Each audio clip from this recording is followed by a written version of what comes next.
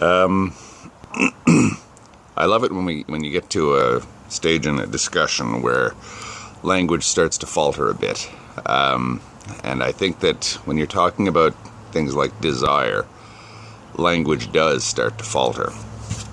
A lot of people keep telling me that desire is simply caused by yada yada yada, and it does fit neatly into the adeterministic conception of the universe. Now, I'm not opposed to that idea, but I'm still sort of saying that no, you're still not answering the question. Are you still not dealing with the elephant in the room, I guess? Never mind what causes desire. I understand that a deterministic universe is all about what causes what. But what about what desire is? What are desire's attributes? What does desire do? What does desire, never mind what it's for or what causes it, what is it? When you get into a certain level of abstraction in a discussion, language, as I say, starts to fail a bit. And in addition to that, you start to realize just how rutted your thinking has become.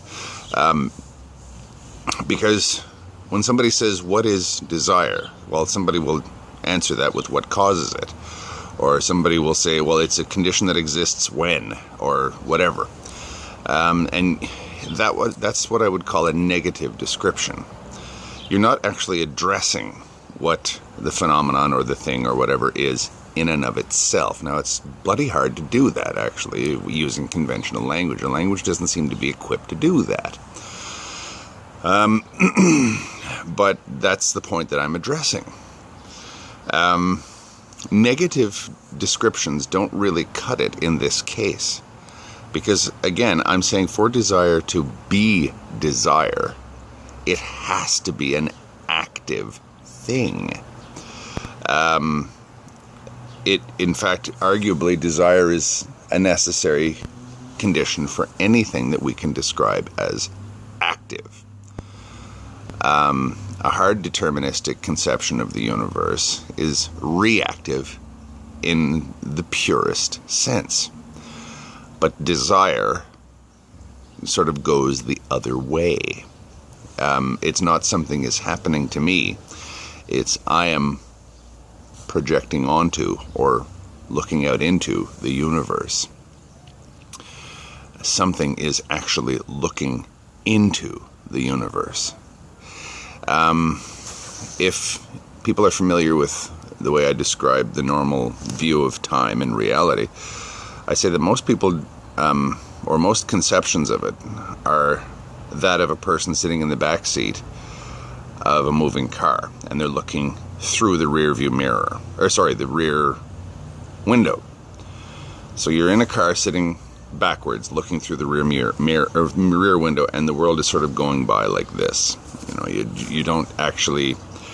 You don't see the beginning of things. You just see them as they come into your view, and you see them as they go, as they recede into the distance. That, to me, is a deterministic view of the universe, because you're seeing what is and what was. That's determinism. Desire doesn't work like that. You don't desire that which was. Or you may desire that which was, but you want it to be that which is again, or that which will be. So you've turned around, as I say, and you've looked over the driver's shoulder and through the windshield of a forward-moving car, instead of looking through the rear window. As the world recedes into the distance, you're looking at it as it comes on. That's desire. Now, you can say that any number of things cause that. That's fine. But you're kind of saying that if a deterministic universe results in the creation of desire, then the deterministic universe is spawning something that doesn't fit into determinism. Never mind what causes all of that, or what causes or what brought about the state of desire. What is desire? What are its attributes? How does it work? That sort of thing. Deal with that one in a hard deterministic universe. I'd be hard-pressed to